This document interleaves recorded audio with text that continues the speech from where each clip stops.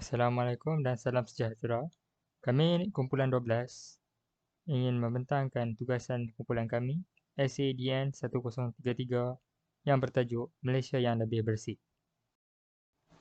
Saya Muhammad Ali Bahaki bin Muhammad Zaini ingin membentangkan pengenalan Malaysia yang lebih bersih. Kebersihan merujuk pada satu penjagaan, amalan atau segala teknik yang digunakan untuk memastikan kebersihan diri dan persekitaran dapat dijaga dengan baik. Kebersihan merupakan satu elemen yang penting bagi setiap negara di seluruh dunia.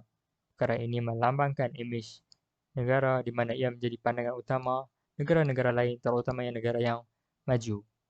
Di Malaysia, isu kebersihan ini bukanlah satu perkara yang asing lagi dan banyak diperdebatkan oleh masyarakat kita. Agama Islam sangat menitik beratkan isu kebersihan kerana menjaga kebersihan merupakan salah satu perkara yang disukai oleh Allah SWT. Telah terbukti dalam Al-Quran pada surah Asy-Syam ayat 9 hingga 10 menyatakan, sesungguhnya berjayalah orang yang mensucikan jiwanya dan sesungguhnya rugilah orang yang mengotorinya. Sebagai sebuah negara Islam, penjagaan kebersihan perlu dipraktikkan secara harian agar kebersihan di tempat persendirian serta tempat awam dapat dalam keadaan bersih dan selamat. Kesan buruk pembuangan sampah merata-rata tempat, terutamanya di kawasan taman, longkang-longkang dan parit-parit akan menyebabkan tersumbat dan ia boleh menyebabkan bencana alam seperti banjir kilat dan penyakit bawaan nyamuk seperti Aedes. Seterusnya, saya akan menyerahkan pembentangan kepada rakan saya.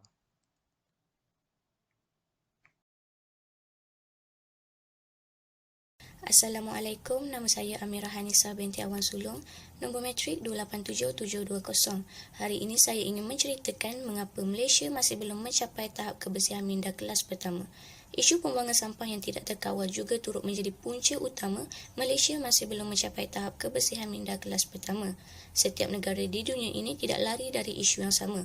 Pembuangan sampah di merata-rata tempat seperti di tempat-tempat awam, tempat rekreasi dan sebagainya mampu mendorong haiwan-haiwan berpenyakit seperti tikus, lalat dan lipas untuk membiak di situ. Tanpa kita sedari, hal sedemikian mampu menyumbang kepada masalah kesihatan dan juga keselamatan rakyat sesebuah negara itu sendiri.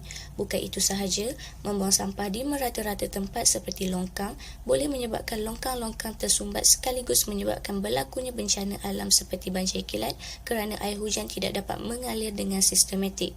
Selain itu, pembuangan sampah secara sesuka hati dan tidak memenuhi standard merupakan antara punca yang mengakibatkan masalah pencemaran tanah.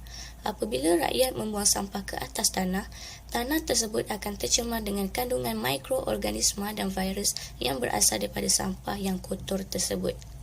Nama saya Nur Syazana binti Said, nombor metrik 287207. Punca Malaysia belum mencapai tahap kebersihan minda kelas pertama ialah kurang kesedaran. Tahap kebersihan di Malaysia seringkali berada di tahap yang tidak memuaskan dan hal ini sering dikaitkan dengan masalah pembuangan sampah yang tidak terurus. Menurut artikel dari Astro Awani, Malaysia berada di kedudukan ke-8 antara 10 negara teratas di dunia yang mengalami masalah pengurusan sampah. Kemana sahaja kita pergi, kita boleh melihat perbuatan segelintir masyarakat yang membuang sampah di merata-rata tempat tanpa rasa bersalah. Contohnya, mereka melonggok sampah di tepi sungai atau longkang, melempar plastik-plastik kecil keluar tingkap kereta atau semasa menunggang motosikal dan sebagainya. Hal ini jelas menunjukkan masyarakat kurang prihatin dan sudah terbiasa dengan sikap tidak endah dalam pembuangan sampah di merata-rata tempat. Isu kebersihan alam sekitar ini merupakan isu yang kritikal yang sewajarnya diberi perhatian masyarakat kerana kesannya bukan sahaja kepada individu tetapi memberi kesan kepada masyarakat dan negara untuk jangka masa yang panjang. Seterusnya, sistem pendidikan yang kurang fokus terhadap kebersihan alam sekitar juga merupakan salah satu faktor penyumbang Malaysia masih belum mencapai tahap kebersihan minda kelas pertama. Guru seharusnya memainkan peranan penting dalam mendidik murid tentang kepentingan mengamalkan nilai kebersihan dalam hidup terutamanya yang melibatkan kemaslahatan umum seperti tandas awam dan kawasan rekreasi. Guru tidak seharusnya leka dalam menjalankan obligasi mereka sebagai pendidik yang berkesan kerana setiap ajaran guru akan melekat dalam sukma pelajar dan akan diaplikasikan dalam kehidupan mereka. Setiap individu perlu mengetahui bahawa konsep bersih ini perlu diperluas bukan sahaja di dalam kelas tetapi kepada kehidupan yang lebih menyeluruh, sama ada di rumah ataupun di tempat awam. Pihak sekolah dan guru boleh membina taman mini dan landscape yang berasaskan alam semula jadi supaya keadaan sekolah lebih cantik dan hijau.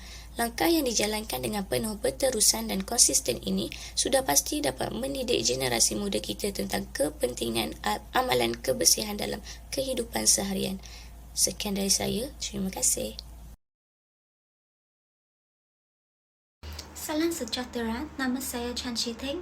Saya akan menjelaskan langkah-langkah untuk mencapai tahap kebersihan minda kelas pertama.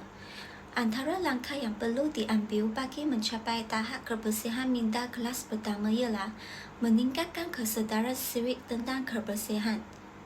Kempen kebersihan seperti kempen kesedaran alam sekitar, kempen sayangi sungai kita dan kempen Satu Malaysia Green Tourism boleh dijalankan supaya masyarakat akan mengetahui kepentingan dan kaedah-kaedah menjaga kebersihan alam sekitar.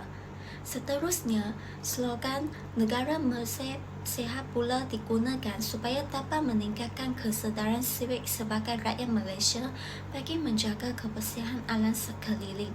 Tambahan pula, pihak kerajaan memperkenalkan satu program Volunteerism Malaysia Bersih dan Indah yang berbentuk sukarelawan untuk menggalakkan amalan kebersihan dalam kalangan rakyat Malaysia. Hal ini dapat meningkatkan kesedaran rakyat Malaysia betapa pentingnya menjaga kebersihan serta mampu menerapkan diri dengan nilai kebersihan. Selain itu, media massa memainkan peranan yang penting untuk meningkatkan kesedaran sivik tentang kebersihan negara Malaysia. Hal ini disebabkan media massa seperti surat khabar, majalah dan televisyen lebih banyak menyampaikan maklumat tentang isu-isu alam sekitar atau keadaan terkini dalam kehidupan seharian. Oleh itu, rakyat akan sedar bahawa etika menjaga kebersihan alam sekitar merupakan tanggungjawab setiap orang dan seterusnya dapat melambangkan tahap sivik seseorang itu.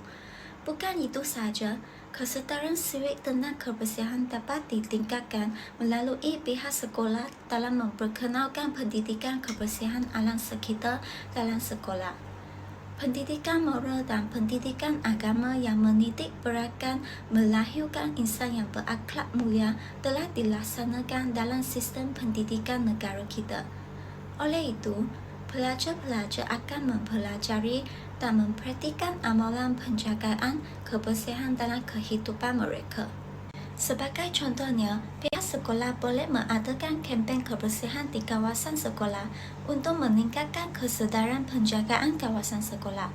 Dengan itu, para pelajar akan menanamkan sikap sentiasa pekat terhadap kebersihan alam sekitar.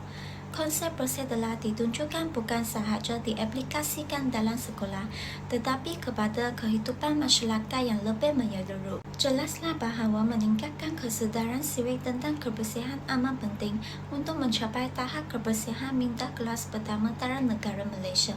Itu sahaja daripada saya. Sekian, terima kasih. Seterusnya, langkah yang perlu diambil perhatian adalah memperkasakan program kita semula.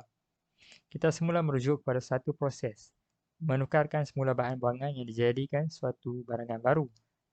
Proses ini juga merupakan satu kaedah moden di mana membantu mengurangkan pencemaran alam sekitar.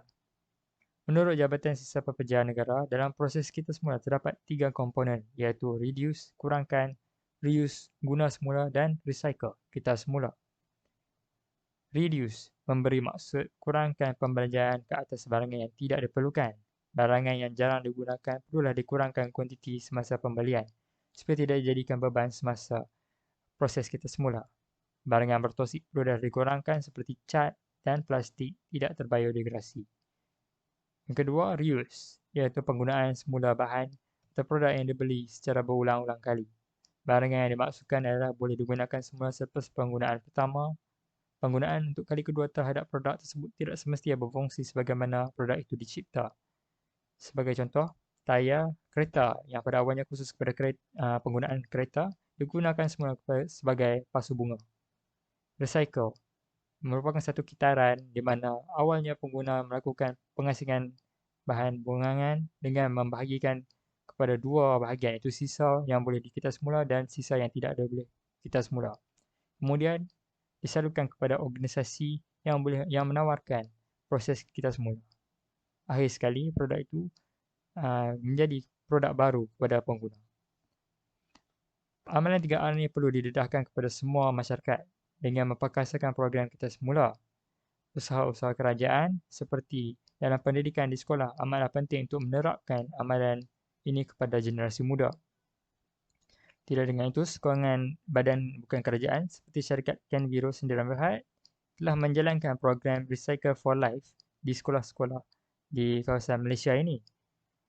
Dan juga terdapat pihak-pihak tertentu yang membuat seni lukis mural pada dinding di tempat awam tentang kitar semula.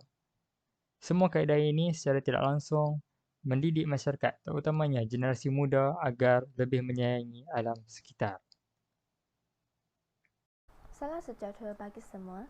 Nama saya Lakuan Pin dan nombor matrik adalah 285127. Hari ini, saya akan membentangkan tentang langkah mencapai tahap kebersihan minda kelas pertama dengan mengenakan tindakan undang-undang. Kesan negatif yang berpanjangan akibat daripada isu pencemaran alam sekitar tidak boleh dipandang rendah. Sekiranya pencemaran tidak dibentuk mulai sekarang, pencemaran yang berlaku ini akan menjejaskan reputasi negara kita di mata masyarakat dunia. Untuk meningkatkan dan mencapai tahap kebersihan minda kelas pertama, langkah mengenakan tindakan undang-undang perlulah diambil serius dan dilaksanakan dengan penuh kerjasama antara semua pihak. Pertamanya adalah penguatkuasaan undang-undang. Pihak yang berkaitan, terutamanya pihak kerajaan, haruslah mengambil tindakan terhadap kilang-kilang yang beroperasi secara haram dengan menutup operasi kilang dan menarik lesen beroperasian kilang. Dengan ini, perbuatan ini tidak akan dipelajari oleh pihak lain dan dapat menurunkan kes-kes pencemaran lagi. Seterusnya adalah Akta Kualiti Alam Sekeliling 1974. Akta ini merupakan sebuah akta yang digubah untuk mencegah, menghapus, mengawal pencemaran bagi alam sekeliling dan bagi masuk-masuk yang berkaitan. Mengikut Akta Kualiti Alam Sekeliling 1974, sesiapa yang menyebabkan persekitaran tercemar akan dikenakan hukuman berat sekiranya disabit kesalahan. Selain daripada memiliki dalam bentuk undang-undang, proses penilaian juga dapat memberi kesan dalam mencapai tahap kebersihan minda kelas pertama. Pihak kerajaan patutlah memastikan jumlah pegawai penguatkuasaan yang mencukupi untuk memudahkan mereka dapat memaksimumkan fungsi dan peranan mereka. Pegawai penguatkuasaan mestilah benar-benar mahir dan pakar dalam membendung masalah pencemaran yang berlaku dalam negara kita. Terdapat beberapa refleksi sepanjang kami melakukan tugasan Malaysia yang lebih bersih ini. Yang pertama, kami dapat memahami dan mengetahui dengan dalam tentang tahap kebersihan dalam negara. Kemudian, kepentingan dan kebaikan menjaga kebersihan dalam memastikan negara sentiasa dalam keadaan yang bersih. Dan akhir sekali, kami berharap masyarakat dapat mempraktikkan langkah menjaga kebersihan dengan sebaik mungkin agar tiada sebarang pencemaran yang berbahaya berlaku.